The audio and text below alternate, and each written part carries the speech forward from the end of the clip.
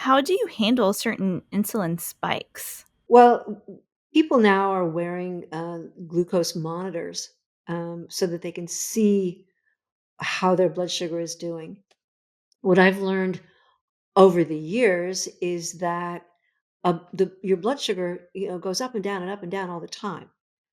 As long as the spikes aren't huge, they're just part of life. It's that average that matters. So I am very consistent about getting my hemoglobin A1C test every 6 months. And that's the test that tells you, on average, how are you doing? It tells you what your score is over a period of weeks, not just a particular time of the day. So those are two things. So if you have a monitor, that will help you learn what is causing your flares, your spikes, and that can be helpful if you actually act on what you've learned. And that's the problem most people have, is actually doing what they know is the right thing to do. Um, but if you are consistent about getting your hemoglobin A1C tested, then that's a better analysis of how you're doing overall. And I am now just right. I'm not even really in diabetic territory and haven't been in many years, um, because I've towed the line, and I learned how to do what I do. And if you're not getting your hemoglobin A1C tested, especially if you're over 40 or 45, and if there are guys listening to this, you men, I love you, but you're so awful about going and getting your blood work done. You don't do it, do you? I see you out there. I know what you're doing. Um, so you need to go in and get tested. It's an easy test. It's, you get a little blood drawn, and they can now, you don't even have to fast to do it. It's just a blood test. And you need to know what your number is. No question about that. You should. All adults should know that. Only, I think, when we learn somehow that we are not invincible, or in my case, that the stakes were so high, I I was not going to leave my kids alone. I just was not going to do it. So whatever I had to do to stay on my feet, I was going to do, and I did. And then as you get older, it becomes almost a question of vanity. Right? I want to still function like I've always functioned as much as I possibly can. I don't wanna lose the ability to play and run and work and go to the beach and, garden and, keep my house the way I want it and all those things. And I think it's important to talk about aging. That's always been a little, I don't know, creepy and taboo for people. And I wrote the book that I wrote. I was encouraged to write it because people would eat the food that I was making and go, "Are you kidding? This is sugar-free? This is healthy?" Yes, it is. So the brownies in the book are made from pumpkin puree, nut butter, allulose, egg or egg substitute, a pinch of salt, some baking soda. That's about it. What am I leaving out? Chocolate, cocoa, real cocoa. What better food is it? It's all fabulous food. So you can eat a brownie or two, literally, for breakfast or lunch or dinner, and you've had a wonderful meal, but only if you make it yourself. Because guess what? I just recently, I live in the country and I don't shop very much, get a lot of stuff online, like a lot of us. But I went to a mall that's not far from me, about an hour away. Had a little time to kinda kill, and so I just wandered through the mall looking at stuff, and I was a little hungry. There was nothing in that mall that I could eat that was sugar-free. There was nothing. I finally ended up with Korean food, which, because as you already know, I love kimchi, and there was a dish, and I can't remember what it was called, but it was brown rice underneath, and then it was a kimchi and some meat in a stew. It was quite tasty, but I just left most of the brown rice and ate the vegetables and kimchi and the meat, whatever it was. But could I get any kind of dessert that was healthy or sugar-free? No.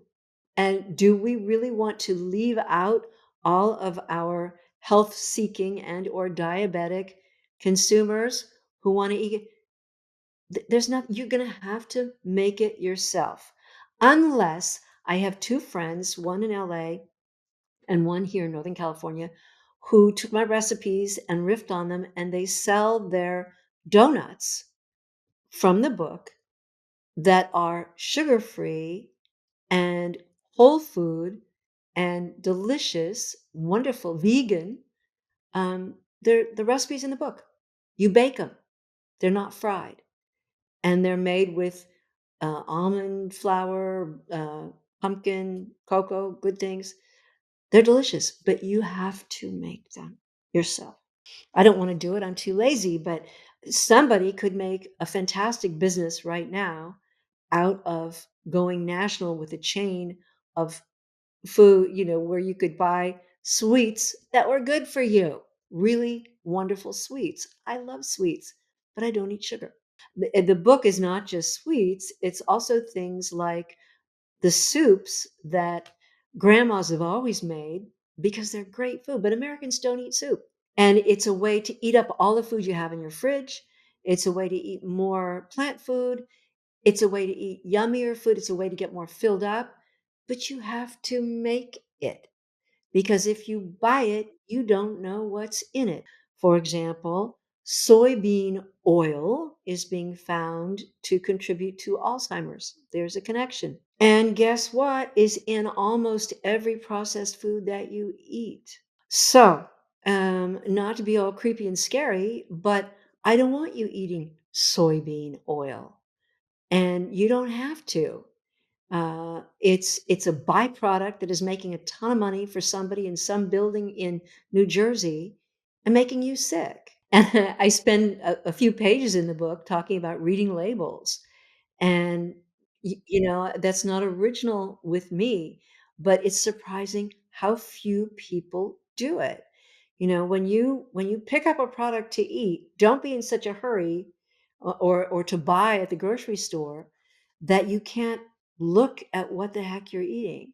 And if you can't pronounce it, if you don't know what it is on that list, or if in the first two or three ingredients typically is soybean oil and sugar, or canola oil and sugar, cane sugar. And then there are all those other names that are chemical names that mean sugar. And I talk about those in the book and list them. Um, if the ingredient list is more than five or six things, you probably don't want to put it in your mouth. Here's a little tip. On your sink, you have a sink, you have some kind of kitchen. Use a pretty container. Next time you go to the store, and you do go to grocery stores to buy your food, buy parsley, the pretty like Italian parsley, a bunch of it, snip the bottom off and put it in a container on your sink, and put parsley on everything. Snip off some leaves and just snip the parsley on top of your takeout food, on your soup, on your casserole, on your meat, whatever you're eating. All of a sudden, you're going to go, yeah, parsley would be good on that. And parsley is one of the most nutritious things you can eat. And we throw it away. We think it's just one of those kind of decorative things or something that people don't really eat. Eat it. And it smells great. And you can grow it. Absolutely. And you can grow other herbs, and you can have little microgreens on your windowsill, and it's pretty, it smells good, it helps clean the air, and it's gonna make you healthier.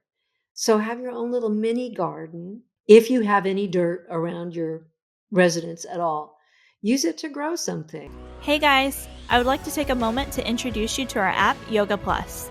You will have access to an incredible selection of videos led by top instructors in yoga, fitness, nutrition, and so much more. Download our Yoga Plus app, available on iOS and Android today.